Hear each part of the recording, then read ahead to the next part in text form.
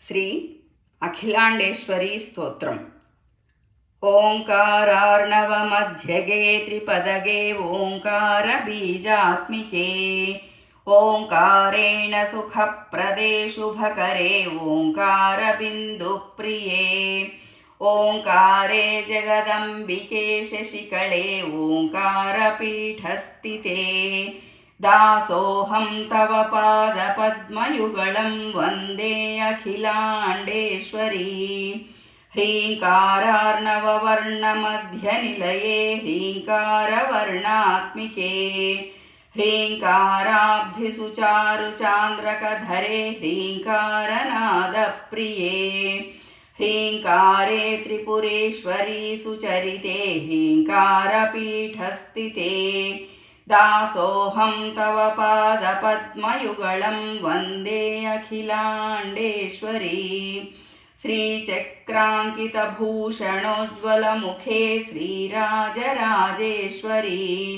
श्रीकण्ठार्थशरीरभागनिलये श्रीजम्बुनाथप्रिये श्रीकान्तस्य सहोदरे सुमनसे श्रीबिन्दुपीठप्रिये दासोऽहं तव पादपद्मयुगलं वन्दे अखिलाण्डेश्वरी। कस्तूरीतिलकोज्ज्वले कलिहरे क्लीङ्कारबीजात्मिके कल्याणी जगदीश्वरी भगवती कादम्बवासप्रिये कामाक्षी सकलेश्वरी शुभकरे क्लीङ्कारपीठस्थिते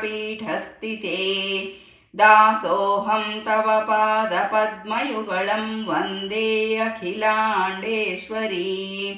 नादे नारदतुम्बुरादिविनुते नारायणी मङ्गले नानालङ्कृतहारनूपुरधरे नासामणिभासुरे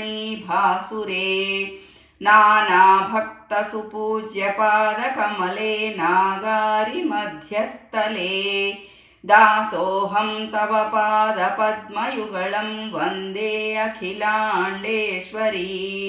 श्यामाङ्गी शरदिन्दुकोटिवदने सिद्धान्तमार्गप्रिये शान्ते शारदविग्रहे शुभकरे शास्त्रादिषड्दर्शने शर्वाणि परमात्मिके परशिवे प्रत्यक्षसिद्धिप्रदे दासोऽहं तव पादपद्मयुगलं वन्दे अखिलाण्डेश्वरी।